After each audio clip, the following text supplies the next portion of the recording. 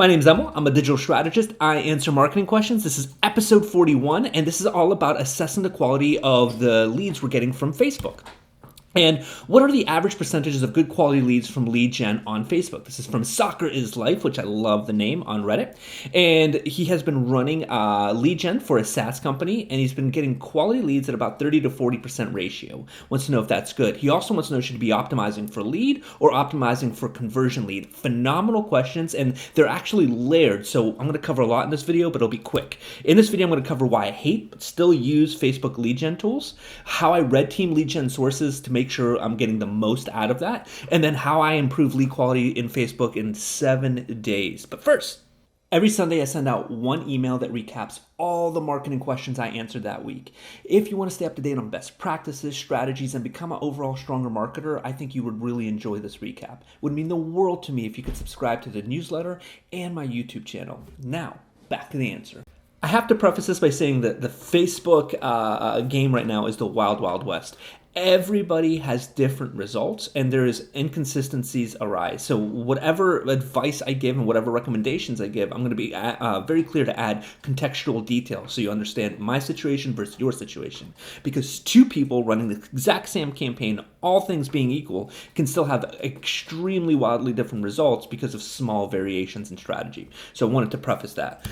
Secondly, I literally hate Facebook lead gen for ages and still have my qualms with it. We did age-restricted lead gen for a long time because so many people that filled out our lead form were elderly and didn't understand what they were doing. And part of this was where it was in the funnel. The other component of it was that when you're optimizing for volume, it's way easier to confuse people as far as how the lead generates information to the user, and you get this bum lead time and time again. I've seen it happen on a bazillion different accounts with a bazillion different strategies and goals and customer bases. And even when it was age restrictive, if you reached out to the people who submitted it, a vast majority would say, I never submitted anything on Facebook, I don't know who you are. And this is tantamount to like money just being stolen from campaigns. I have worked my way around it, and I'm going to share that, but when I see somebody running lead gen campaigns on Facebook, there's a few questions I'm going to ask. And you already answered it. 30 to 40% of these leads you're happy with. So the first question, are these leads that led to direct sales, or are they just good leads? How are you separating that as a qualifier? Next, how are we validating lead quality overall? Different companies have different parameters for what a good lead is. So I want to know what that is. And then what is a fair assessment window? So is this 30 days, 45 days, 6 months? All of these will play huge, important roles in assessing the quality of leads. So this is as we run lead gens for clients, what we do. The first thing is quality has a very metric-based factor. For instance, is it the how easily accessible that person is? So if you get a lead and it's got an email and a phone number, do they respond to text and do they respond to emails rather quickly? And what we do is when they go into the lead system, there's an automated response that happens through Klaviyo, Zapier, and so forth. We're making sure that we're immediately reaching out to these people. So how quickly somebody responds and validates that they understood the offer is how we measure quality of leads on Facebook. Next is my overall CPA. So even including all the bad leads that come in and I do this over a 90-day period, what is my overall CPA and match to quality? And that's going to give me if I want to continue running on Facebook. Again, I don't like to optimize in 10-day, 20-day periods. This is 90-day runs, and we run the campaign aggressively in 90 days and make tweaks on a weekly basis, if not a daily basis at times.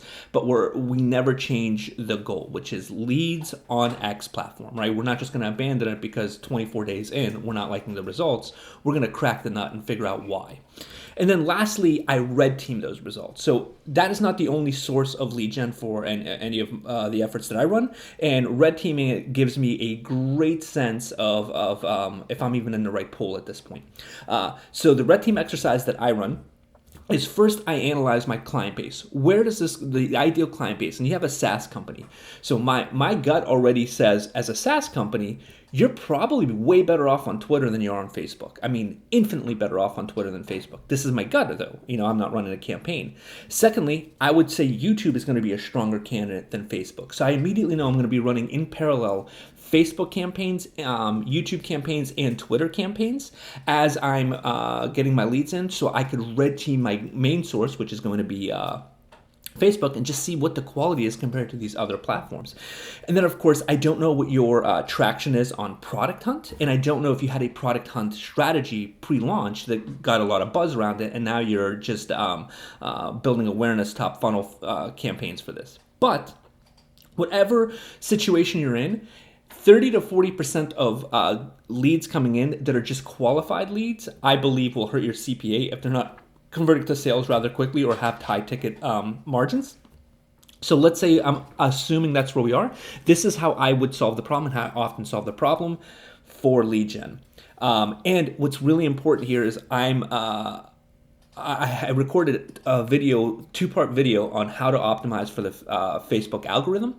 This works Facebook, Reels, Instagram, and it's all about being native. So I really love the fact that you're running native lead gen campaigns, because Facebook is going to reward you if you do it properly. This is my strategy for doing it. The very top, I do video view campaigns, and all I'm doing is getting my brand in front of my core audience, and I'm looking for them to watch 50% or more of that video. And I'm putting the video up at 2 minutes to 5 or 7 minutes. That's the goal. A 2 to 7 minute video. So I know if somebody watched 50% of it, they're interested and they got it. Very important. After that, we move them, anybody who's seen 50% of that video, so for your SaaS product, the product in action, I do a canvas experience. So the next ad is going to be for those who've watched 50% or more and have engaged with me, they're going to move into that instant experience canvas. So when they see a secondary ad, they click it, they get a bigger build out. It's almost like an instant little landing page all around my product and why it would help them. There is an option there to go and sign up, but really what I'm looking for is engagement rates. How high of engagement rates does the instant experience have for people who've already watched more than 50% of my videos? So top funnel, middle of funnel, and bottom of funnel, that's the informed people that have been engaged and watched 50% of my video. I shoot them another ad, and in this ad, it basically gives them all the reasons they need to sign up today. The offer, the deal, all the bottom of funnel. And when they click that, that's when they finally go, and I'll A/B test it. 50% will go to a lead gen system inside of Facebook or Instagram, and 50% will go off to the page. And then I'll compare the on-page leads to the Facebook generated leads.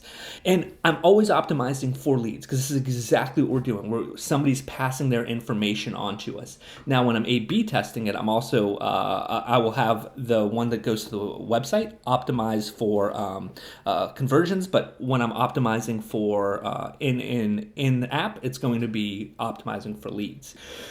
And I think you should change that creative often for middle of funnel and bottom of funnel, like weekly or bi-weekly. You can re-edit it, you can shoot it in different ways, you can have a bunch of content ready to go, but top of funnel should be consistent. Middle of funnel and bottom of funnel is where I like to trade out a lot of the content. And why this works. First, we show, don't tell to our prospects, right? So we know who our target audience is, or roughly who they are.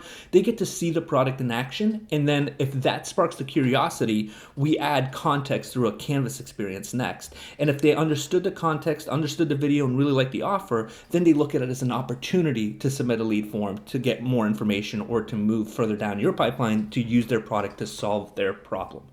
I hope this helps. If you found any value in it, it would mean the world to me if you could like the video, comment on it. If you have any questions, please let me know. And again, if I've added value to you, thank you so much, because this is a lot of fun. Y'all have fun. Happy marketing.